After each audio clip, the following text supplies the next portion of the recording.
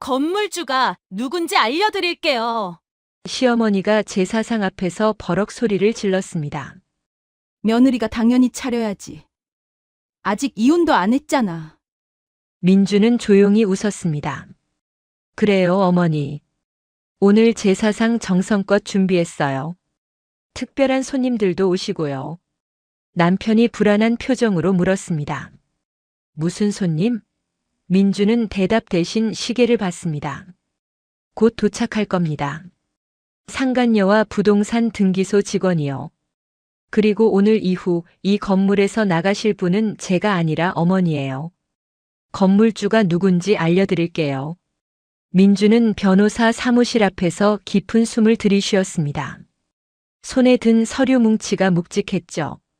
이혼 소장, 부동산 등기 관련 서류, 그리고 20년간 모아온 증거들. 문을 열고 들어가자 중년의 여성 변호사가 반겼습니다. 앉으세요, 강민주 씨. 전화로 대략 들었는데 상황이 복잡하시더라고요.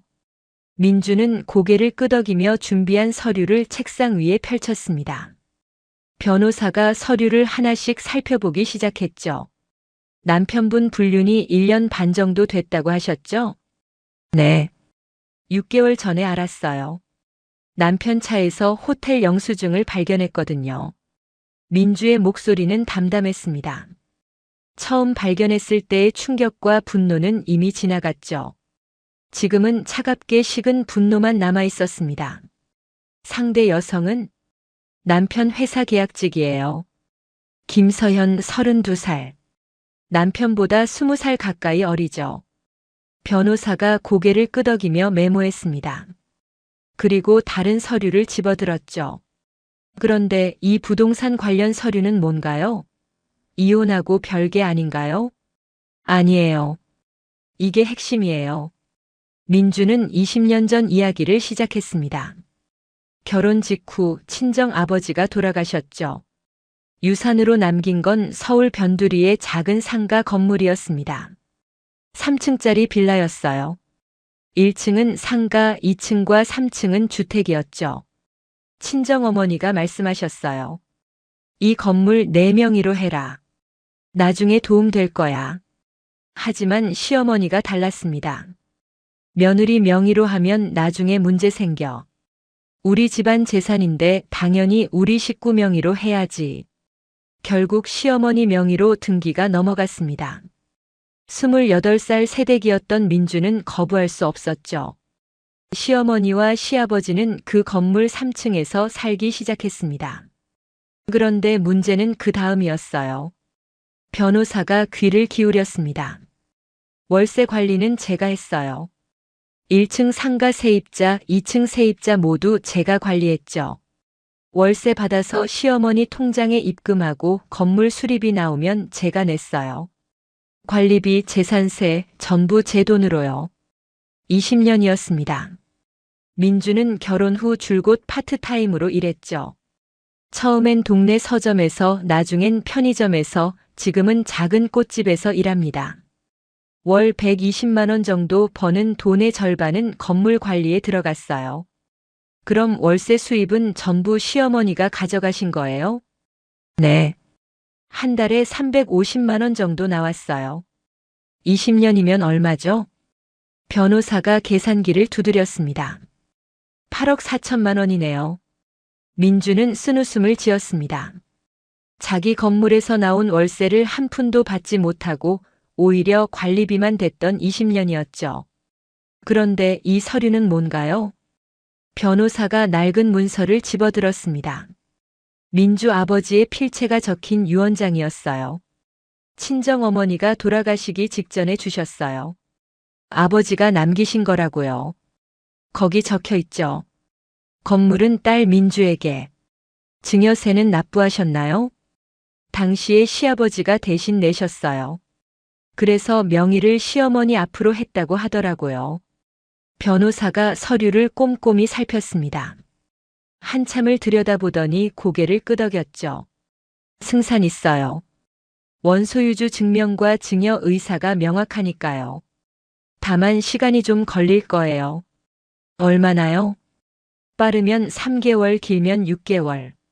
민주는 계산했습니다. 아버지 제사가 2달 후였어요. 시어머니는 벌써부터 제사 준비를 독촉하고 있었죠. 그때까지 가능할까요? 노력해 볼게요. 그런데 왜 하필 제사 때 하시려고요? 민주는 지난주에 있었던 일을 떠올렸습니다. 이혼 소장을 접수하고 집으로 돌아오는 길이었죠. 시어머니한테서 전화가 왔습니다. 민주야, 아버지 제사 2달 남았다. 네, 어머니. 올해도 제대로 준비해야지. 친척들 많이 온다고 했어. 민주는 숨을 깊이 들이쉬었습니다. 어머니, 저 이혼 소송 중이에요. 전화기 너머로 침묵이 흘렀습니다. 그리고 시어머니가 말했죠. 그게 그거하고 무슨 상관이야? 민주는 귀를 의심했습니다. 어머니, 제 말 들으셨어요? 이혼 소송 중이라고요. 들었어. 그래서? 아직 이혼 안 했잖아. 아직 우리 집 며느리지. 목소리는 단호했습니다. 차갑고 냉정했죠. 제사는 제사고 이혼은 이혼이야. 당연히 내가 차려야지. 며느리 도리 아니냐? 민주는 그 순간 깨달았습니다. 시어머니에게 자신은 사람이 아니라 도구였다는 것을요. 알겠습니다. 제사상 차리겠습니다. 그래, 잘 생각했어. 제사는 정성이 중요한 거야. 전화를 끊고 민주는 한참을 멍하니 서 있었습니다. 그리고 결심했죠. 마지막 제사만큼은 제대로 해주겠다고. 하지만 그들이 원하는 방식은 아닐 거라고. 변호사 앞에서 민주는 차분하게 말했습니다. 제사 당일에 모든 걸 끝내고 싶어요. 이혼도 건물 명의도 전부요. 변호사가 민주를 빤히 쳐다봤습니다. 복수하시려고요? 복수가 아니에요. 제 것을 찾는 거죠. 민주의 눈빛은 흔들림이 없었습니다. 변호사가 천천히 고개를 끄덕였어요. 알겠습니다. 최선을 다해 볼게요. 근데 제사 당일에 뭘 하실 건데요? 민주는 미소 지었습니다. 차갑고 단단한 미소였죠. 특별한 손님들을 초대할 거예요. 누구요? 상간녀랑 부동산 등기소 직원이요. 변호사의 눈이 커졌습니다. 민주는 가방에서 또 다른 서류를 꺼냈어요. 김서현의 신상 정보가 적힌 문서였습니다. 이 여자를 제사 음식 배달 아르바이트로 부를 거예요. 시댁 식구들 앞에서요. 어떻게요? 남편 회사 계약직이잖아요. 요즘 경기 안 좋아서 부업 구한다는 소문 들었어요. 제가 익명으로 구인 공고 올릴 거예요. 시급 좋은 단기 아르바이트라고요. 변호사가 감탄하듯 고개를 끄덕였습니다. 그럼 부동산 등기소 직원은요? 명예 변경 완료되면 새 등기 부등본 받잖아요. 그걸 제사 당일에 직접 가져다 달라고 부탁할 거예요. 공무원이 와서 전달하면 더 공식적이잖아요. 치밀하시네요. 20년 참았어요. 이제 더는 못 참아요. 민주는 자리에서 일어났습니다. 변호사가 서류를 정리하며 말했죠. 강민주 씨, 한 가지만 물어봐도 될까요? 네. 후회 안 하시겠어요? 가족인데. 민주는 창밖을 봤습니다. 가을 하늘이 높고 푸르렀죠. 가족이라는 이름으로 20년간 이용당했어요. 이제 끝낼 때가 됐어요.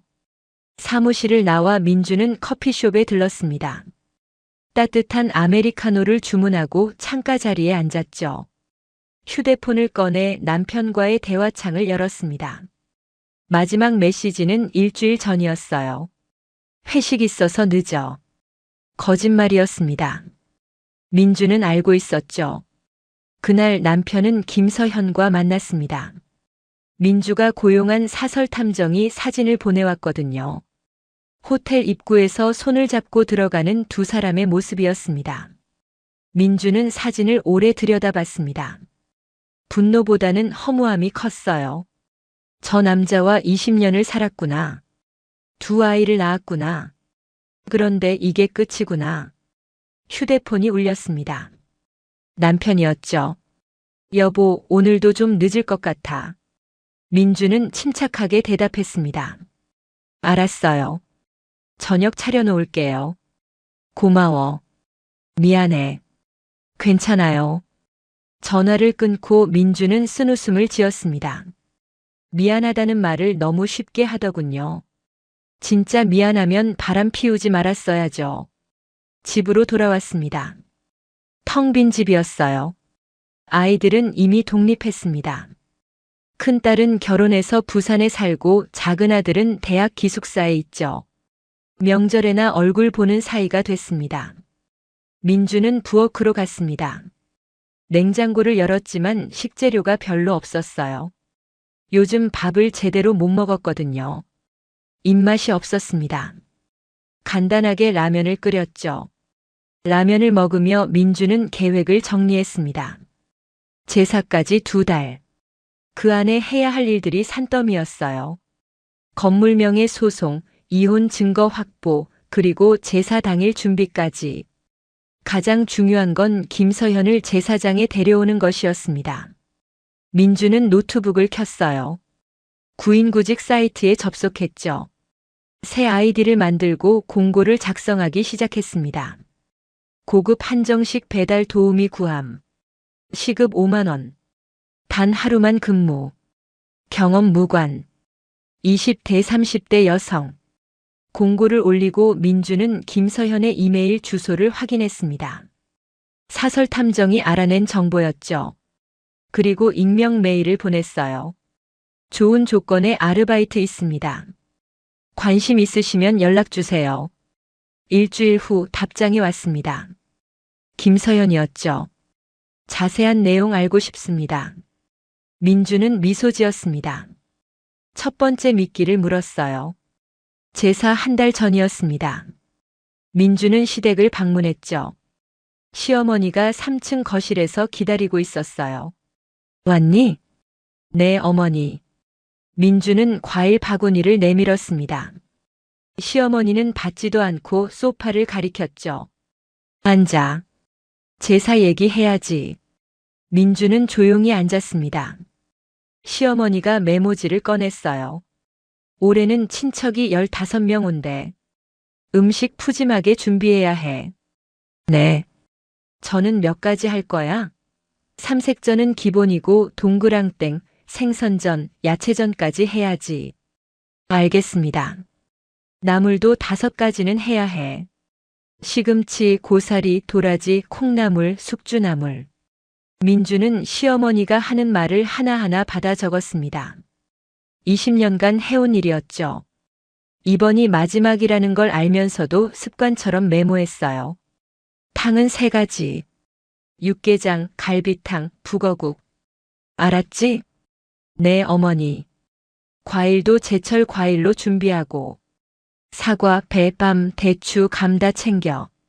시어머니는 한참을 제사 음식 목록을 늘어놓았습니다. 민주는 묵묵히 듣고만 있었죠. 그리고 제삿날 아침 일찍 와서 상 차려. 제사 시간이 오전 11시니까 9시까지는 와야 해. 어머니, 이번엔 출장 음식을 시킬까 해요. 시어머니 얼굴이 굳어졌습니다. 뭐? 출장 음식? 요즘 다들 그렇게 한대요. 편하고 음식도 좋다고. 안 돼. 제사는 정성이야. 며느리가 직접 만들어야지. 하지만 어머니, 저도 이제 나이가 뭐? 겨우 48인데. 나도 그 나이 때 제사 음식 혼자 다 했어. 민주는 더 말하지 않았습니다. 어차피 소용없다는 걸 알았거든요. 알겠습니다. 직접 만들게요. 그래야지. 시댁 제사인데 당연한 거 아니냐? 시어머니는 만족스러운 표정이었습니다. 민주가 순순히 따른다고 생각했죠. 그리고 말이야. 시어머니가 다시 입을 열었습니다. 제사 끝나고 친척들이랑 식사할 건데 그것도 내가 차려야지. 네. 된장찌개랑 김치찌개 끓이고 반찬도 여러 가지 준비해. 알겠습니다. 민주는 일어섰습니다. 더 있을 이유가 없었어요. 그럼 어머니, 저 이만 가볼게요. 벌써? 저녁이나 먹고 가지. 남편이 기다려요. 거짓말이었습니다. 남편은 지금쯤 김서현과 만나고 있을 테니까요. 하지만 시어머니는 알 리 없었죠. 그래, 가봐. 제사 준비 잘하고. 네. 민주는 시댁을 나왔습니다. 계단을 내려가며 건물을 둘러봤어요. 2층 세입자가 빨래를 널고 있었습니다. 1층 상가는 작은 분식집이었죠. 장사가 잘 되는지 손님들이 꽤 있었어요. 이 건물이 곧 내 거야. 민주는 속으로 중얼거렸습니다. 변호사한테서 연락이 왔었어요. 소송이 생각보다 빠르게 진행되고 있다고 했죠. 제사 일주일 전쯤 판결이 날 거라고. 완벽한 타이밍이었습니다. 집으로 돌아온 민주는 노트북을 켰습니다. 김서현과의 이메일 대화가 계속되고 있었어요. 제사 음식 배달이라고 하셨는데 구체적으로 뭘 하는 건가요? 민주는 답장을 썼습니다. 한정식을 가정집에 배달하는 일입니다. 음식을 예쁘게 세팅하고 손님들께 서빙하시면 돼요. 어렵지 않아요. 시급이 5만 원이면 정말 좋네요.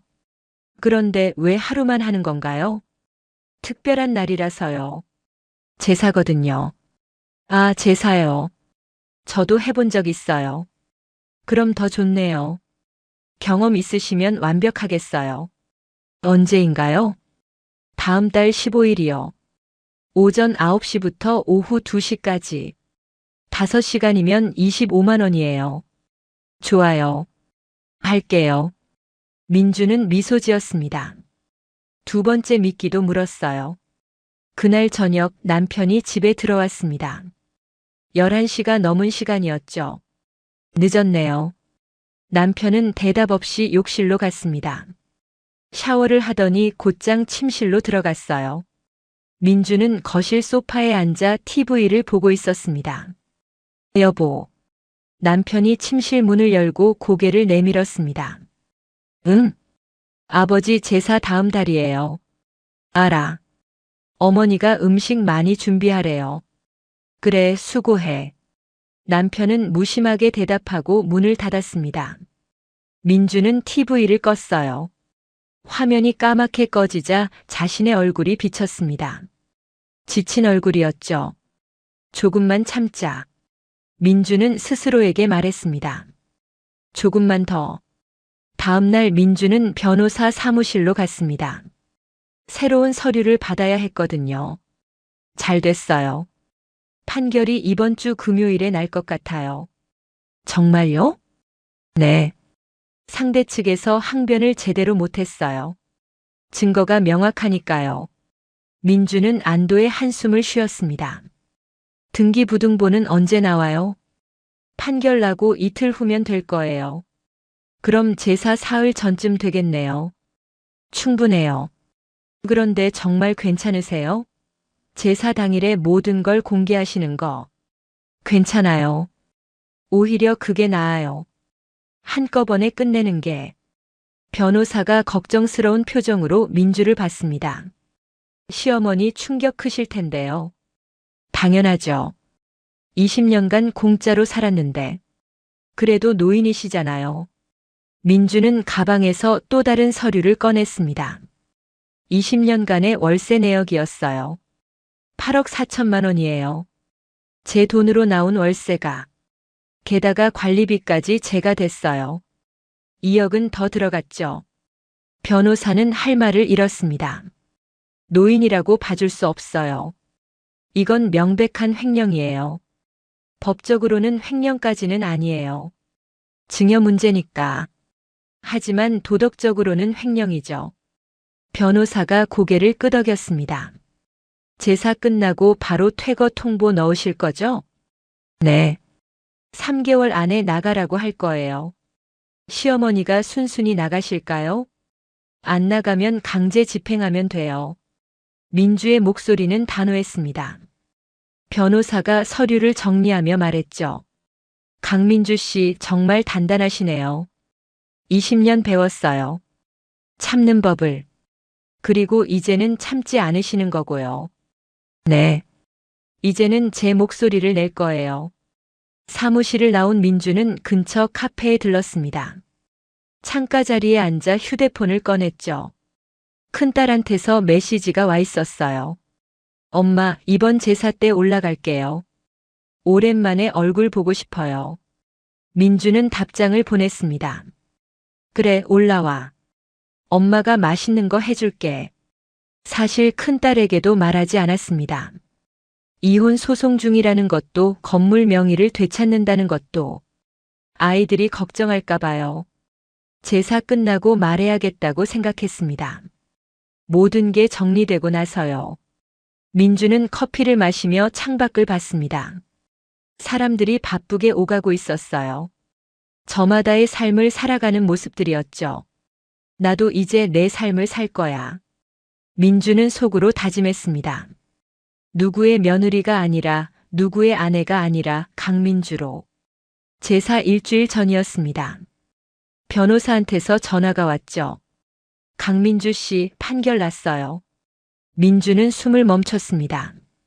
어떻게 됐어요? 승소했어요. 건물 명의를 강민주 씨 앞으로 환원하라는 판결이에요. 정말요? 네. 축하드려요. 민주는 그 자리에 주저앉았습니다. 다리에 힘이 풀렸어요. 20년 만이었습니다. 드디어 제 것을 찾았죠. 등기부등본은 언제 나와요? 모레까지 나올 거예요. 제가 직접 등기소에 가서 받아올게요. 아니에요. 제사 당일에 가져다 주실 수 있어요? 제사 당일요? 네. 시댁에서 하는 제사거든요. 거기로 직접 가져다 주세요. 변호사가 잠시 망설였습니다. 그게 좋을까요? 시어머니가 그 자리에 계실 텐데. 그래서 그러는 거예요. 민주의 목소리는 확고했습니다. 알겠어요. 그럼 주소 알려주세요. 민주는 시댁 주소를 불러줬습니다. 그리고 덧붙였죠. 11시 반쯤 오세요. 제사 끝나고 친척들이 모여 있을 때요. 연극 무대 같네요. 맞아요. 피날레가 필요하거든요. 전화를 끊고 민주는 창밖을 봤습니다. 해가 밝았어요. 가을 햇살이 따스했죠. 이제 일주일만 더 참으면 돼. 같은 시각 김서현도 제사 준비를 하고 있었습니다. 민주가 보낸 이메일을 다시 확인했죠. 제사 당일 아침 9시에 주소로 오시면 됩니다.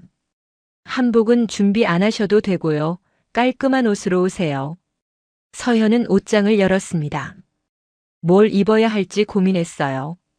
너무 화려하면 안 되고 그렇다고 너무 수수하면 성의 없어 보이고 검은색 블라우스와 회색 치마를 꺼냈습니다. 무난한 조합이었죠. 25만 원이면 꽤 큰 돈인데 서현은 요즘 돈이 필요했습니다. 계약직이라 월급이 많지 않았거든요. 게다가 최근에 명품 가방을 샀어요. 남편이 아니, 동호 오빠가 사주겠다고 했지만 부담스러워서 직접 샀죠. 휴대폰을 보니 동호한테서 메시지가 와 있었습니다. 서현아, 이번 주말에 보기 힘들 것 같아. 집안일이 있어서. 서현은 아쉬웠지만 이해했습니다. 동호는 유부남이니까요. 가끔은 가정일도 챙겨야죠. 괜찮아요, 오빠. 저도 주말에 아르바이트 있어요. 아르바이트? 무슨? 음식 배달이요. 시급 좋아서요. 조심해. 힘들면 말해. 네, 고마워요. 서현은 미소 지었습니다. 동호는 자상했어요. 아내한테는 왜 그렇게 못하는지 모르겠지만 사실 서현은 동호 아내에 대해 별로 생각하지 않았습니다. 그냥 늙은 아줌마 정도로만 생각했죠. 만난 적도 없고 만날 일도 없을 거라고 믿었어요. 그런데 일주일 후 운명이 그녀를 이끌었습니다. 제사 당일 아침이었습니다. 서현은 일찍 일어났어요. 샤워를 하고 머리를 말렸죠. 화장은 옅게 했습니다. 제사장이니까 지나면 안 될 것 같았거든요. 옷을 입고 거울을 봤습니다. 괜찮아 보였어요. 휴대폰으로 주소를 확인했습니다. 서울 변두리였죠. 전철로 1시간쯤 걸리는 곳이었어요. 서현은 집을 나섰습니다. 아침 공기가 차가웠죠. 전철을 타고 가며 이메일을 다시 읽어봤어요. 조용한 가정집이에요. 친척분들이 15명 정도 오실 거고요. 음식 세팅하고 정리만 도와주시면 돼요. 간단해 보였습니다. 5시간이면 25만 원이니까 시급으로 치면 5만 원이에요. 이렇게 좋은 아르바이트는 처음이었죠. 1시간 후 서연은 주소지에 도착했습니다. 3층짜리 빌라 건물이었어요. 낡았지만 깨끗하게 관리되고 있었죠. 초인종을 눌렀습니다. 잠시 후 문이 열렸어요. 중년 여성이 나왔습니다. 김서현 씨 맞으시죠? 네, 맞아요. 들어오세요. 여성은 민주였습니다. 하지만 서연은 몰랐죠. 이 사람이 동호 아내라는 걸. 민주는 서연을 거실로 안내했습니다. 이미 제사상이 차려져 있었어요. 음식이 가득했죠. 와, 음식 정말 많네요. 오늘 친척분들이 많이 오셔서요. 제가 뭘 도와드리면 될까요? 일단 앉아서 기다리세요. 곧 시작할 거예요. 서현은 구석에 앉았습니다. 민주는 부엌으로 갔죠. 잠시 후 사람들이 들어오기 시작했습니다. 노인, 중년 부부, 아이들까지 다양했어요. 모두 검은색 옷을 입고 있었죠. 그리고 한 남자가 들어왔습니다. 서현은 그 남자를 보고 얼어붙었습니다. 동호였습니다. 동호도 서현을 봤습니다. 얼굴이 하얗게 변했죠. 서현은 상황을 이해할 수 없었습니다. 왜 동호 오빠가 여기 있지? 이게 무슨 일이지? 동호는 눈짓으로 나가라고 신호를 보냈습니다. 하지만 이미 늦었어요. 민주가 거실로 들어왔습니다. 시어머니와 함께였죠. 어머니, 제사 곧 시작할게요. 그래. 음식 참 잘 차렸네. 시어머니는 제사상을 흡족하게 바라봤습니다. 그리고 구석에 앉은 서연을 봤죠. 저 사람은 누구니? 오늘 도와주러 온 분이에요. 아, 그래. 수고하네. 시어머니는 별 관심이 없었습니다. 하지만 동호는 달랐죠. 땀을 흘리며 민주를 쳐다봤어요. 민주는 남편과 눈이 마주쳤습니다. 그리고 미소 지었죠. 차갑고 단호한 미소였어요. 여러분, 제사 시작하겠습니다. 사람들이 제사상 앞에 모였습니다. 동호가 제주로서 절을 올렸죠. 손이 떨렸습니다. 서현은 구석에서 지켜봤습니다. 머릿속이 복잡했어요. 이게 동호 오빠 집안 제사였다니. 그럼 여기가 시댁이고 저 노인이 시어머니고. 그럼 아까 그 여자는? 서현은 민주를 봤습니다. 민주도 서현을 보고 있었죠. 두 사람의 시선이 공중에서 만났습니다. 그 순간 서현은 깨달았습니다. 저 여자가 동호 오빠 아내구나. 제사가 시작됐습니다. 동호가 떨리는 손으로 술을 따랐죠. 땀이 이마에 맺혔어요. 시어머니가 옆에서 지켜봤습니다. 동호야, 정신 차려. 손이 왜 떨려? 죄송합니다, 어머니. 아버지 제사인데 제대로 해야지. 네. 동호는 고개를 숙이고 절을 올렸습니다. 친척들도 함께 절했죠. 서현은 구석에 서서 지켜봤어요. 가슴이 두근거렸습니다. 이 상황에서 어떻게 빠져나가지? 하지만 문은 닫혀 있었습니다. 사람들로 가득 찬 거실에서 혼자 나가기엔 너무 눈에 띄었죠. 민주는 부엌과 거실을 오가며 음식을 챙겼습니다. 시어머니가 물었어요. 민주야, 음식 더 있지? 네, 어머니. 부엌에 많아요. 다행이네. 친척들 많이 먹을 텐데. 민주는 고개를 끄덕였습니다. 그리고 서연을 봤죠. 서연 씨, 잠깐 나와보세요. 서연은 놀라며 일어났습니다. 민주를 따라 부엌으로 갔죠. 문을 닫자 민주가 말했습니다. 놀랐죠? 서연은 대답할 수 없었습니다. 목이 메었거든요. 제 남편이랑 사귀는 거 알아요. 서연의 얼굴이 하얗게 변했습니다. 저는 변명 안 해도 돼요. 다 알아요. 민주는 차분했습니다. 화난 것 같지도 슬퍼 보이지도 않았어요. 그게 더 무서웠죠. 왜 저를 여기 부르신 거예요? 보여주고 싶었어요. 당신이 망가뜨린 가정을요. 서연은 고개를 떨궜습니다. 죄송해요. 죄송하다고 해서 되는 게 아니에요. 알아요. 하지만 오늘은 용서할게요. 서연이 고개를 들었습니다. 민주가 미소 지었죠. 대신 제사 끝까지 여기 있으세요. 그리고 지켜보세요. 제가 뭘 하는지. 무슨 말씀이세요? 곧 알게 될 거예요. 민주는 부엌 문을 열고 나갔습니다. 서현은 그 자리에 멍하니 서 있었어요. 거실에서는 제사가 끝나고 상을 물리는 중이었습니다. 시어머니가 친척들에게 말했죠. 자, 이제 식사합시다. 민주가 음식 많이 준비했어요. 사람들이 자리에 앉았습니다. 민주와 서연이 음식을 날랐어요. 탕, 전, 나물, 밥까지 상이 가득 찼죠. 오늘 음식 정말 맛있네. 민주가 손이 좋아.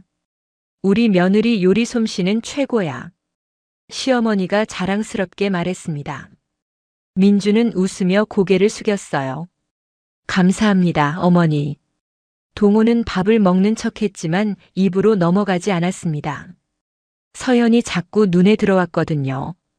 민주도 무슨 생각을 하는지 알 수 없었죠.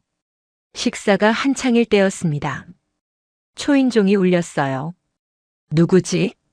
시어머니가 의아해했습니다. 민주가 일어났죠. 제가 나가볼게요. 민주는 문을 열었습니다. 변호사가 서 있었어요. 강민주 씨 가져왔어요. 변호사는 서류 봉투를 건넸습니다. 민주가 받아들었죠. 감사합니다. 괜찮으시겠어요? 네. 지금이 딱 좋아요. 민주는 변호사에게 고개를 숙였습니다. 변호사가 돌아가고 민주는 서류를 들고 거실로 들어왔어요. 어머니. 응? 시어머니가 민주를 봤습니다. 잠깐 말씀드릴 게 있어요. 지금 식사 중인데 중요한 얘기예요. 민주의 목소리가 단호했습니다. 시어머니가 수저를 놓았죠. 뭔데 그래? 친척들도 민주를 쳐다봤습니다. 동호는 불안한 표정이었어요. 민주는 서류 봉투를 테이블 위에 놓았습니다. 이게 뭐니? 등기부등본이에요. 등기부등본? 왜 갑자기? 이 건물 등기부등본이요. 시어머니의 표정이 변했습니다. 이 건물이 왜? 민주는 봉투를 열었습니다. 서류를 꺼내 펼쳤죠. 여기 보세요. 소유자 이름이요. 시어머니가 서류를 들여다봤습니다. 눈이 커졌어요. 이게 무슨 소리야? 이 건물 주인이 저예요. 이제는요. 친척들이 웅성거렸습니다. 동호가 일어섰죠.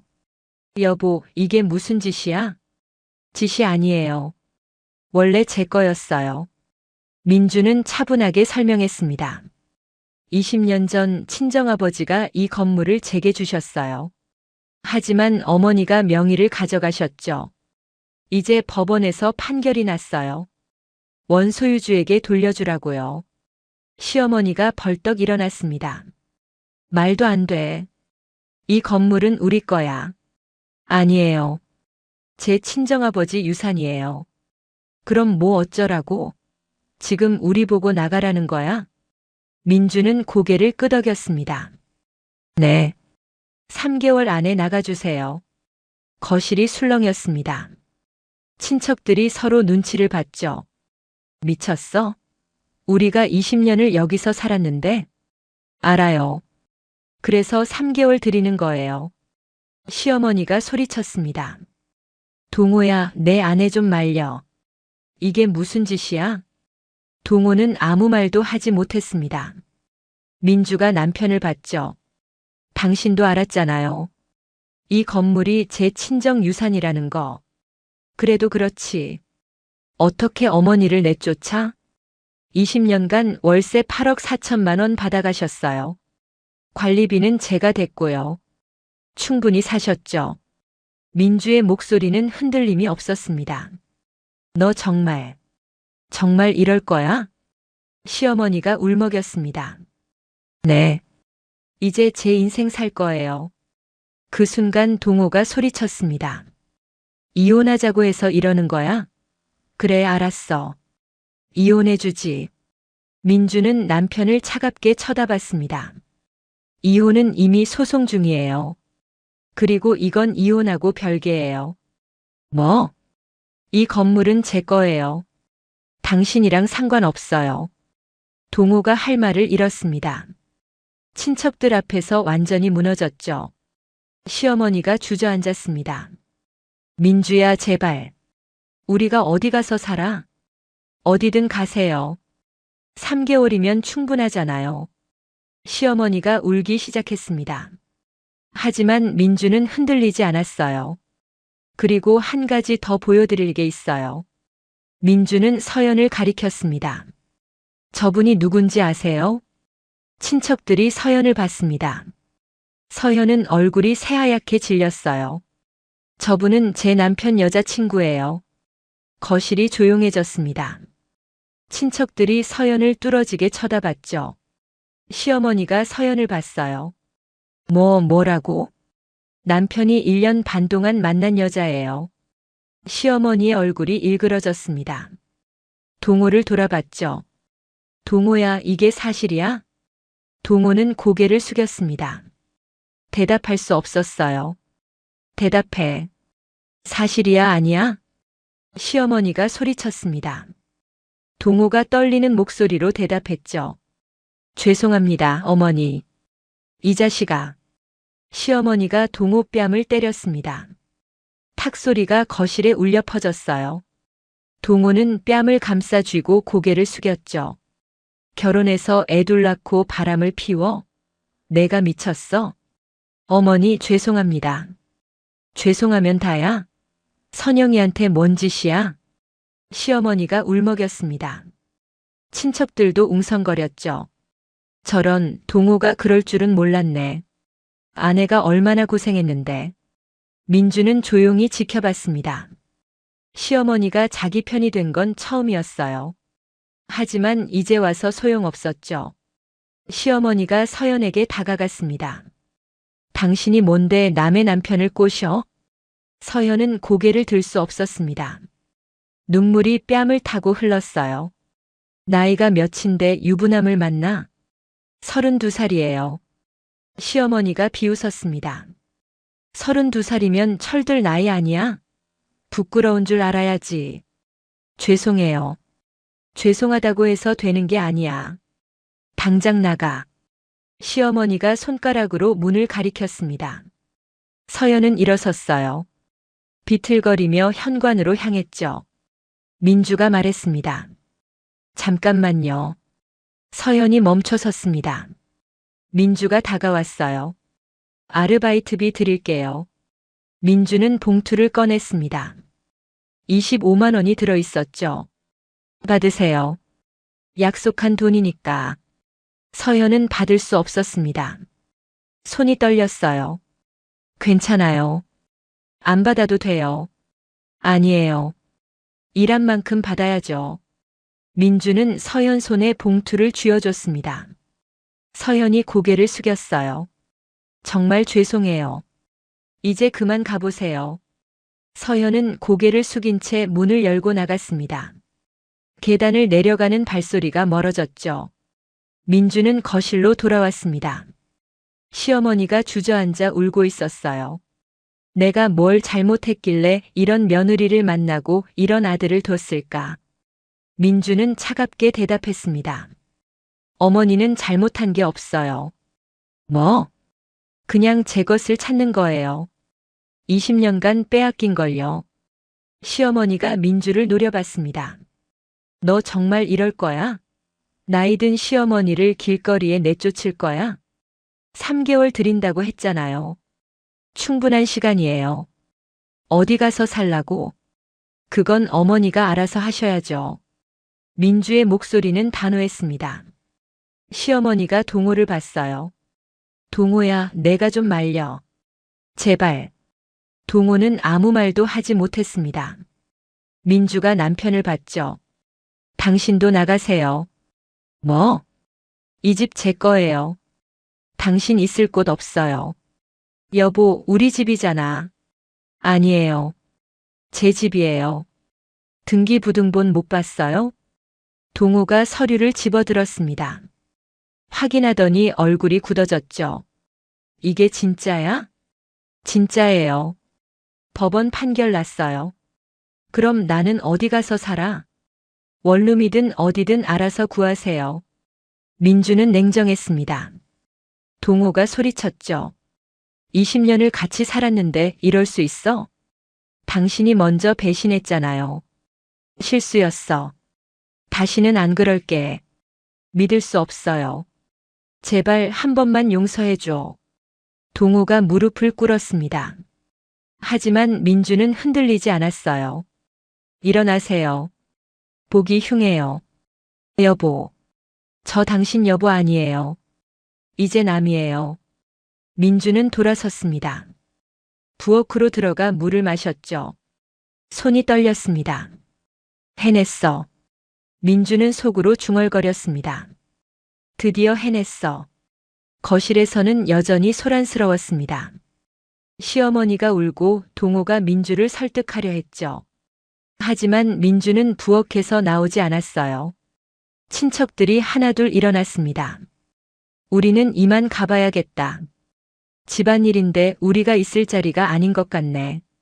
사람들이 떠나기 시작했습니다. 시어머니가 붙잡았죠. 가지 마. 도와줘. 하지만 아무도 남지 않았습니다. 결국 거실엔 시어머니, 동호 그리고 민주만 남았어요. 시어머니가 민주에게 다가왔습니다. 민주야, 내가 잘못했어. 그동안 너한테 못했지. 앞으로 잘할게. 이미 늦었어요. 제발. 나 이제 늙었어. 갈 데가 없어. 민주는 시어머니를 봤습니다. 처음으로 시어머니가 작아 보였어요. 하지만 마음은 변하지 않았습니다. 20년간 월세가 8억이 넘어요. 그 돈으로 집 사실 수 있어요. 그건 다 썼어. 뭐예요? 생활비, 동호 결혼 비용, 손자들 용돈. 민주는 한숨을 쉬었습니다. 그건 어머니 문제예요. 제 돈이었는데 어머니가 쓴 거잖아요. 시어머니가 할 말을 잃었습니다. 3개월 안에 나가주세요. 더는 말씀 안 드릴게요. 민주는 방으로 들어갔습니다. 문을 닫고 침대에 누웠죠. 온몸에 힘이 풀렸습니다. 끝났어. 눈물이 흘렀습니다. 슬픔이 아니라 해방감이었어요. 거실에서는 시어머니와 동호가 말다툼을 하고 있었습니다. 다 내 잘못이야. 내가 바람만 안 폈어도. 어머니도 문제 있어요. 민주한테 너무 했잖아요. 뭐가 너무했어? 며느리 당연히 해야 할 일 시킨 건데. 건물이 민주 친정 거였잖아요. 왜 어머니 명의로 했어요? 그건 내 아버지가 그러래서. 변명하지 마세요. 동호는 일어섰습니다. 저도 나갈게요. 어머니랑 더는 못 살겠어요. 뭐? 너마저 날 버리는 거야? 어머니 때문에 다 망가졌어요. 민주도 잃고 집도 잃고. 동호는 현관문을 열고 나갔습니다. 시어머니가 혼자 남았어요. 빈 거실에서 시어머니는 한참을 울었습니다. 20년간 당연하게 여긴 것들이 하루아침에 사라졌죠. 민주는 방에서 그 소리를 들었습니다. 하지만 나가지 않았어요. 이미 끝난 일이었으니까요. 다음 날 아침 민주는 일찍 일어났습니다. 부엌으로 가니 시어머니가 식탁에 앉아 있었어요. 민주야. 네. 정말 우리 나가야 해? 네. 제발. 한 번만 더 생각해줘. 민주는 커피를 탔습니다. 3개월이에요. 더는 안 늘려드려요. 시어머니가 고개를 떨궜습니다. 알았어. 나갈게. 민주는 커피를 마시며 창밖을 봤습니다. 아침 해가 떠오르고 있었어요. 새로운 시작이었습니다. 3개월이 흘렀습니다. 시어머니는 약속대로 건물에서 나갔어요. 작은 원룸을 구했다고 들었죠. 동호도 집을 나갔습니다. 회사 근처 고시원에 산다고 했어요. 이혼 조정이 진행 중이었습니다. 민주는 건물 3층으로 올라갔습니다. 시어머니가 살던 공간이었죠. 텅 비어 있었어요. 창문을 열었습니다. 먼지가 날렸죠. 청소를 시작했습니다. 걸레질을 하고 바닥을 닦았어요.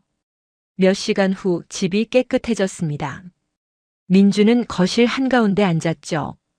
햇살이 창문으로 들어왔어요. 이제 내 공간이야. 민주는 미소 지었습니다. 20년 만에 자기만의 공간을 가졌어요. 휴대폰이 울렸습니다. 큰딸이었죠. 엄마, 나 주말에 올라갈게. 그래, 올라와. 엄마 괜찮아? 아빠랑 이혼한다며? 괜찮아. 오히려 홀가분해. 엄마 혼자 사는 거 힘들지 않아? 안 힘들어. 자유로워. 큰딸이 웃었습니다. 엄마 목소리 밝아졌다. 다행이야. 전화를 끊고 민주는 건물을 둘러봤습니다. 1층 상가는 새 세입자를 구해야 했어요. 2층도 곧 계약이 끝났죠. 민주는 부동산에 연락했습니다. 새 세입자 구하고 싶은데요. 보증금이랑 월세 어떻게 하실 건가요? 보증금 3천, 월세 150으로 할게요. 조건 좋네요. 금방 구할 수 있을 거예요. 일주일 후 새 세입자가 들어왔습니다. 젊은 부부였어요. 신혼부부라고 했죠. 집 정말 좋네요. 마음에 드셨다니 다행이에요. 사모님이 건물 주세요? 네. 혼자 관리하세요? 네, 혼자요. 대단하시네요. 민주는 웃었습니다. 대단한 게 아니었어요. 원래 제 거였을 뿐이죠. 한 달 후 이혼 조정이 끝났습니다. 법원에서 최종 판결이 났어요. 위자료 5천만 원, 재산 분할 없음. 동호가 항변했지만 소용없었습니다. 집이 민주 명의였으니까요. 법원을 나오며 민주는 동호를 마주쳤습니다. 여보. 아니, 민주 씨. 뭐예요? 미안해. 이제 와서 미안하다고 해봤자 소용없어요. 알아. 그래도 하고 싶었어. 동호는 초라해 보였습니다. 살이 빠졌고 수염도 제대로 안 깎았어요. 잘 살아요. 민주는 그렇게 말하고 돌아섰습니다. 뒤돌아보지 않았죠. 집으로 돌아와 민주는 소파에 앉았습니다. 조용한 집이었어요. 하지만 외롭지 않았죠. 휴대폰으로 통장을 확인했습니다. 월세가 들어와 있었어요. 300만 원이었습니다. 이제 이 돈은 내 거야. 민주는 계획을 세웠습니다. 월세로 생활하고 일도 계속할 거예요. 돈을 모아서 건물을 리모델링하고 싶었죠. 며칠 후 변호사한테서 연락이 왔습니다. 강민주 씨 축하드려요. 모든 절차 끝났어요. 고마워요. 변호사님 덕분이에요. 아니에요. 강민주 씨가 잘하신 거예요. 앞으로 뭐 하실 거예요? 민주는 창밖을 봤습니다. 제 인생 살 거예요. 좋은 선택이에요. 전화를 끊고 민주는 커피를 탔습니다. 베란다에 나가 마셨죠. 가을 바람이 시원했어요. 휴대폰이 울렸습니다. 모르는 번호였죠. 여보세요? 민주 씨죠? 저 김서현이에요. 민주는 놀랐습니다. 무슨 일이에요? 사과하고 싶어서요. 제대로 못했잖아요. 괜찮아요. 이미 끝난 일이에요. 제가 정말 잘못했어요. 돌이킬 수 있다면 돌이키고 싶어요. 돌이킬 수 없어요. 알아요. 그래도 말하고 싶었어요. 잠시 침묵이 흘렀습니다. 서현 씨. 네. 행복하게 사세요. 하지만 다시는 유부남 만나지 마세요. 네. 명심할게요. 전화가 끊어졌습니다. 민주는 휴대폰을 내려놨어요. 용서는 아니었습니다. 하지만 더 이상 미워하지도 않았죠. 주말이 됐습니다. 큰딸이 올라왔어요. 작은 아들도 기숙사에서 나왔죠. 엄마. 큰딸이 민주를 껴안았습니다. 보고 싶었어. 나도. 작은 아들도 다가왔습니다. 엄마 많이 힘들었지? 괜찮아. 이제 다 지났어. 셋이서 식탁에 앉았습니다. 민주가 만든 저녁이었어요. 엄마 요리 오랜만이다. 맛있게 먹어. 아이들이 밥을 먹으며 물었습니다. 엄마 앞으로 뭐 할 거예요? 민주는 웃었습니다. 일단 건물 관리하고 일도 계속할 거야. 힘들지 않아요? 안 힘들어. 오히려 재밌어. 큰딸이 고개를 끄덕였습니다. 엄마 표정 밝아졌어요. 예전보다 훨씬 좋아 보여요. 그래? 네. 자유로워 보여요. 민주는 아이들을 바라봤습니다. 걱정스러운 표정이었지만 이해해주고 있었어요. 미안해. 엄마가 이혼해서. 아니에요. 아빠가 잘못한 거잖아요. 그래도 너희한테 미안해. 괜찮아요, 엄마. 오히려 잘하셨어요. 작은 아들이 민주 손을 잡았습니다. 참고 사는 것보다 나아요. 민주는 눈물이 났습니다. 아이들이 이렇게 컸구나 싶었죠. 고마워. 그날 밤 아이들은 2층에서 잤습니다. 민주는 3층 거실에 앉아 있었어요. 창밖으로 달이 떠올랐습니다. 밝은 달이었죠. 민주는 생각했습니다. 20년이 허무하게 느껴질 수도 있었어요. 하지만 후회는 없었습니다. 그 시간이 있었기에 지금이 있으니까요. 6개월이 지났습니다. 겨울이 오고 또 봄이 왔어요. 민주는 건물을 리모델링했습니다. 페인트를 새로 칠하고 낡은 부분을 고쳤죠. 건물이 새 것처럼 변했어요. 1층 상가에 새 가게가 들어왔습니다. 작은 베이커리였어요. 냄새가 좋았죠. 사장님, 빵 하나 주세요. 어서 오세요. 건물 주시죠? 네. 늘 감사해요. 건물 관리 잘해주셔서. 제가 해야죠. 민주는 빵을 사서 3층으로 올라갔습니다. 커피를 타서 빵과 함께 먹었어요. 달콤했습니다. 요즘 민주는 행복했습니다. 매일 아침 일어나면 기분이 좋았어요. 아무도 간섭하지 않았죠. 꽃집 일도 계속했습니다. 월 120만 원이었지만 좋아하는 일이었어요. 민주 씨, 오늘 장미 많이 들어왔어요. 예쁘네요. 민주는 장미를 만지작거렸습니다. 부드러운 꽃잎이 기분 좋았죠. 요즘 표정 밝아지셨어요. 그래요? 네. 뭔가 좋은 일 있으세요? 민주는 웃었습니다. 자유로워졌어요. 사장님이 고개를 끄덕였습니다. 자유가 최고죠. 어느 날 시어머니한테서 연락이 왔습니다. 몇 달 만이었어요. 민주야, 나야. 어머니, 잘 지내니? 네, 잘 지내요. 나는 고생하고 있어. 시어머니 목소리가 약해져 있었습니다. 원룸 월세가 너무 비싸. 생활비도 빠듯해. 민주는 대답하지 않았습니다. 혹시 도와줄 수 있니? 어머니, 저도 여유 없어요. 제발. 조금만. 안 돼요. 어머니가 받아간 월세로 해결하세요. 시어머니가 한숨을 쉬었습니다. 그 돈은 다 썼다고 했잖아. 그건 제 문제가 아니에요. 민주는 단호했습니다. 너 정말 이럴 거야? 시어머니한테? 네. 저한테 기대하지 마세요. 민주는 전화를 끊었습니다. 마음이 불편하진 않았어요. 이미 선을 그었으니까요. 한 달 후 동우한테서 메시지가 왔습니다. 민주 씨, 나 회사 그만뒀어요. 새로 시작하려고요. 민주는 답장하지 않았습니다. 더 이상 관심 없었어요.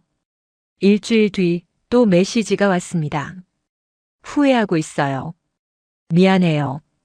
민주는 메시지를 삭제했습니다. 어느 날 민주는 건물 앞 벤치에 앉아 있었습니다. 햇살이 따스했어요. 옆에 누가 앉았습니다. 중년 남자였죠. 여기 자주 오세요? 네, 저 건물주거든요. 아, 그러세요? 여기 동네 좋더라고요. 네. 조용하고 살기 좋아요.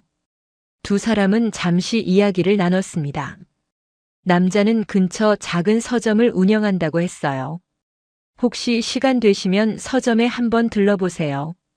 그럴게요. 남자가 명함을 건넸습니다. 민주는 받아서 주머니에 넣었죠. 며칠 후 민주는 그 서점에 갔습니다. 작지만 아늑한 공간이었어요. 어서 오세요. 남자가 반겼습니다. 구경해도 될까요? 편하게 보세요. 민주는 책을 둘러봤습니다. 소설, 에세이, 시집까지 다양했어요. 한 권을 집어들었습니다. 표지가 예뻤죠? 내용도 좋아 보였어요. 이거 살게요. 좋은 선택이세요. 계산을 하고 민주는 커피도 한 잔 샀습니다. 서점 안작은 테이블에 앉아 책을 읽었어요. 편안했습니다. 남자가 다가왔습니다. 커피 맛있으세요? 네, 맛있어요. 자주 오세요. 이 동네 주민들끼리 알고 지내면 좋잖아요. 민주는 고개를 끄덕였습니다. 그날 이후로 민주는 서점에 자주 들렀습니다. 책도 사고 커피도 마셨죠. 서점 주인과도 친해졌습니다. 이름은 박준혁 55세였어요. 아내와 사별하고 혼자 산다고 했죠. 민주 씨는 가족이 어떻게 되세요?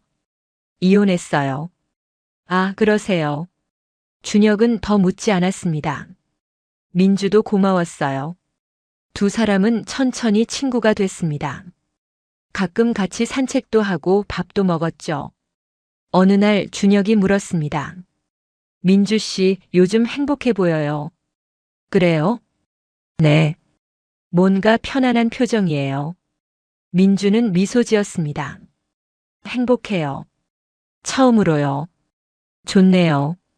준혁도 웃었습니다. 두 사람은 계속 만났습니다. 사랑은 아니었어요. 하지만 편안한 관계였죠. 민주는 서두르지 않았습니다. 지금이 좋았으니까요. 1년이 지났습니다. 민주는 이제 완전히 자리를 잡았어요. 건물 관리도 안정됐고 월세 수입도 꾸준했죠. 꽃집 일도 계속했습니다. 어느 날 큰딸이 전화했습니다. 엄마, 나 임신했어. 정말? 응. 다음 달에 병원 가는데 같이 갈래? 물론이지. 민주는 부산으로 내려갔습니다. 딸과 함께 병원에 갔죠. 초음파를 보며 딸이 울었습니다. 엄마, 나 엄마 될 거야. 민주도 울었습니다. 기쁜 눈물이었어요. 잘할 거야. 엄마처럼요? 민주는 딸 손을 잡았습니다. 엄마보다 훨씬 잘할 거야. 집으로 돌아오며 민주는 생각했습니다. 인생이 계속된다는 것을요. 끝이 아니라 새로운 시작이라는 것을. 서울역에 내려 민주는 집으로 향했습니다. 저녁 해질녘이었어요. 건물 앞에서 준혁을 만났습니다. 민주 씨, 부산 다녀오셨어요? 네. 딸 보러 갔다 왔어요. 잘 다녀오셨네요. 저녁 드셨어요? 아직이요. 같이 드실래요? 민주는 고개를 끄덕였습니다. 두 사람은 근처 작은 식당에 갔습니다. 김치찌개를 시켰죠. 민주 씨, 요즘 정말 밝아 보여요. 다들 그렇게 말해요. 비결이 뭐예요? 민주는 잠시 생각했습니다. 제 인생을 사니까요. 준혁이 고개를 끄덕였습니다. 멋져요. 식사를 마치고 민주는 집으로 돌아왔습니다. 3층 거실에 불을 켰어요. 소파에 앉아 TV를 켰습니다. 뉴스가 나오고 있었죠. 민주는 휴대폰을 꺼냈습니다. 사진첩을 열어봤어요. 20년 전 결혼식 사진이 있었습니다. 젊은 민주가 웃고 있었죠. 그때는 몰랐습니다. 앞으로 20년이 어떻게 흘러갈지. 하지만 후회는 없었습니다. 그 시간이 있었기에 지금의 민주가 있었으니까요. 다음 사진은 아이들이었습니다. 갓 태어난 큰딸, 돌잔치하는 작은 아들. 아이들은 잘 자랐습니다. 민주의 자랑이었죠. 마지막 사진은 건물이었습니다. 리모델링 끝난 건물의 모습이었어요. 민주는 미소 지었습니다. 이제 내 거야. 휴대폰을 내려놓고 민주는 베란다로 나갔습니다. 밤 공기가 상쾌했어요. 별이 떠올랐습니다. 밝게 빛나고 있었죠. 민주는 하늘을 올려다봤습니다. 아버지, 저 잘하고 있죠? 바람이 불었습니다. 민주 머리카락이 날렸어요. 괜찮아. 앞으로도 잘할 거야. 민주는 스스로에게 말했습니다. 다음 날 아침 민주는 일찍 일어났습니다. 커피를 타서 베란다에 나갔죠. 해가 떠올랐습니다. 새로운 하루였어요. 민주는 오늘 할 일을 정리했습니다. 꽃집에 가고 건물 청소하고 저녁엔 준혁과 산책하기로 했죠. 평범한 하루였습니다. 하지만 민주에겐 특별했어요. 이제 이 하루는 온전히 민주의 것이었으니까요. 민주는 커피를 마시며 웃었습니다. 행복은 멀리 있지 않았습니다. 바로 지금 이 순간에 있었죠. 자유롭게 숨 쉬는 것, 누구 눈치 보지 않는 것, 자기 결정으로 사는 것. 그게 민주가 찾은 행복이었습니다. 20년을 참았습니다. 하지만 이제 더 이상 참지 않았어요. 민주는 자기 목소리로 말했습니다. 자기 선택으로 살았죠. 그리고 후회하지 않았습니다. 민주는 아래층을 내려다봤습니다. 베이커리 사장님이 문을 열고 있었어요. 2층 세입자는 출근 준비 중이었죠. 민주의 건물이었습니다. 민주가 지키는 공간이었어요. 이제 아무도 뺏어갈 수 없었습니다. 민주는 방으로 들어가 옷을 갈아입었습니다. 출근 준비를 했죠. 거울을 보니 환한 얼굴이 보였습니다. 주름이 있었지만 밝았어요. 48세 강민주. 건물주, 꽃집 직원, 그리고 무엇보다 자기 인생의 주인. 민주는 가방을 들고 집을 나섰습니다. 계단을 내려가며 생각했습니다. 오늘도 좋은 하루가 될 거야. 그리고 내일도 모레도. 민주의 인생은 이제 시작이었습니다. 진짜 민주로 사는 삶이었죠. 거리로 나서며 민주는 하늘을 올려다봤습니다. 구름 한 점 없는 맑은 하늘이었어요. 민주는 웃으며 걸음을 옮겼습니다. 당당하게, 자유롭게, 행복하게.